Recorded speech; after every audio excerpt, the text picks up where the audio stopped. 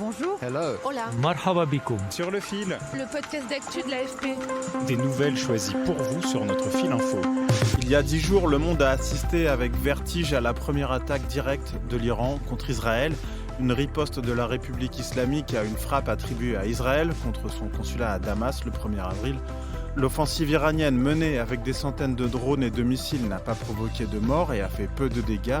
Mais elle a été, à son tour, suivie d'une riposte israélienne dans la nuit de jeudi à vendredi. L'incident est-il clos ou le risque d'une escalade régionale forcément très dangereuse est-il encore bien présent? Et quelles conséquences pour la guerre à Gaza? Pour en parler, j'ai invité Delphine Twitou, journaliste au service international de l'AFP à Paris. Sur le fil.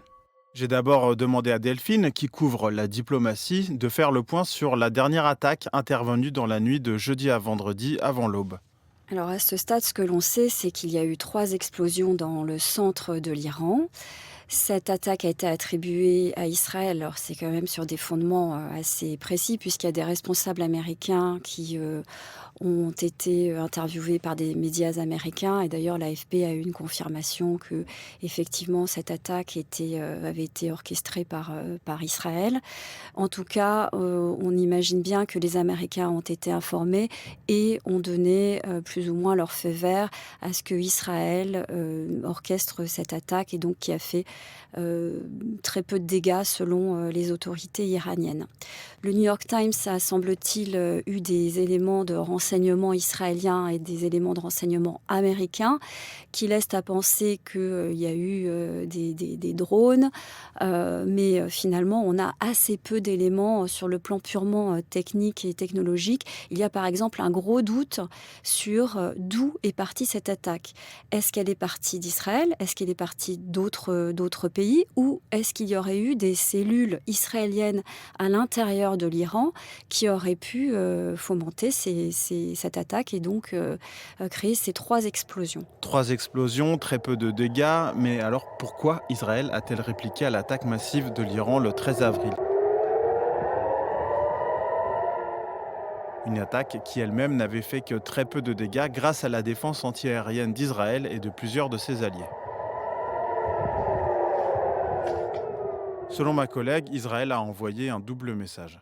Cette attaque signale 2 choses. La première, la capacité d'Israël à cibler le cœur de l'Iran, sa capacité à atteindre des éléments qui sont au centre du pays. La deuxième chose, on voit que c'est une attaque qui est calibrée. Ce mot a été repris par plein d'experts.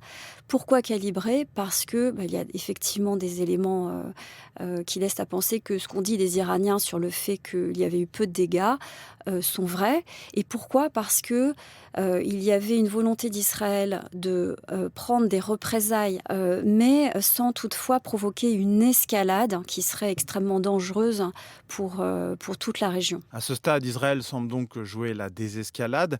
J'ai demandé à Delphine si l'Iran était sur la même ligne. Aujourd'hui, on peut dire oui, avec un petit peu plus de certitude que vendredi, puisque ce week-end, il y a eu des déclarations pour le coup publiques, et notamment le ministre des Affaires étrangères iranien qui a clairement dit que l'attaque avait été limitée. C'est une façon de dire, si on dit que l'attaque est limitée, c'est une façon de dire qu'il n'y a pas besoin d'y répondre.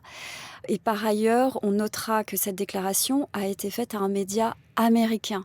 Donc c'est à la fois une façon de dire on est dans la désescalade, et c'est le message qui est passé non seulement aux Israéliens, mais aussi aux États-Unis qui sont l'allié inconditionnel d'Israël, et plus largement à la communauté internationale. Évidemment, toutes ces attaques et leurs représailles interviennent avec la guerre à Gaza en toile de fond et l'intervention d'autres acteurs proches de l'Iran. Jusqu'au 13 avril, l'Iran ne menait pas directement des attaques contre le territoire israélien. Il utilisait ce qu'on appelle des proxys.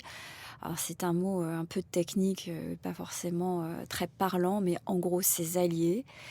Ces groupes qu'on a, c'est-à-dire le Hezbollah libanais, le Hamas à Gaza, les Houthis en mer Rouge, ce sont ces alliés qui, envie de dire, faisaient le sale boulot pour Téhéran. Donc on peut très bien imaginer que le Hezbollah, d'ailleurs on voit bien il y a des échanges de tirs à la frontière avec Israël, donc la frontière nord d'Israël, sud Liban. Et aujourd'hui, c'est toute la question. Et on revient à mon propos de départ, qui est de dire, si le Hezbollah va trop loin dans des représailles au nom d'Iran ou pour lui-même, est-ce que ça ne va pas être l'étincelle qui va mettre le feu et embraser toute la région? Et Gaza, dans tout ça, ce week-end, un peu plus de 24 heures après l'attaque sur l'Iran, le Premier ministre israélien a répété son mantra « Il veut éliminer le Hamas ». C'est pourquoi nous lui porterons de nouveaux coups durs, et cela arrivera bientôt. Dans les prochains jours, nous augmenterons la pression militaire et politique sur le Hamas, car c'est le seul moyen de libérer nos otages et de remporter notre victoire. Selon Delphine Twitou, certains analystes estiment qu'en provoquant une crise avec l'Iran, Israël a voulu détourner l'attention de cette guerre pour agir plus librement. Le sentiment de certains analystes, c'est de dire peut-être que Israël cherche à détourner les yeux de Gaza où évidemment l'action du gouvernement israélien est extrêmement critiquée, sous le feu des critiques de toutes parts. On voit bien la tension et la pression de la communauté internationale pour que Israël accepte un cessez-le-feu. Certains disent peut-être que en allant taper entre guillemets sur l'Iran, c'est une façon de détourner l'attention de la communauté internationale de ce qui se passe à Gaza. L'Israël semble toujours déterminé à continuer son offensive à Gaza. Et il ne faut pas oublier que derrière tout cela, encore une fois, le Premier ministre israélien a intérêt, entre guillemets, à continuer la guerre, puisqu'en continuant la guerre, il se maintient au pouvoir. Aujourd'hui, on voit bien que le conflit à Gaza est complètement bloqué. La pression de la communauté internationale semble sans effet pour l'instant. On sait que le seul moyen de faire pression sur Israël serait que les États-Unis arrêtent de fournir des armes à Israël. Ce n'est pas ce qu'ils viennent de faire. Le gouvernement israélien a toutefois encore le soutien des États-Unis, où le Congrès a accordé samedi une aide de 13 milliards de dollars. Mais cette guerre n'est pas du goût de tous les Israéliens. Certains ont encore manifesté samedi contre le gouvernement.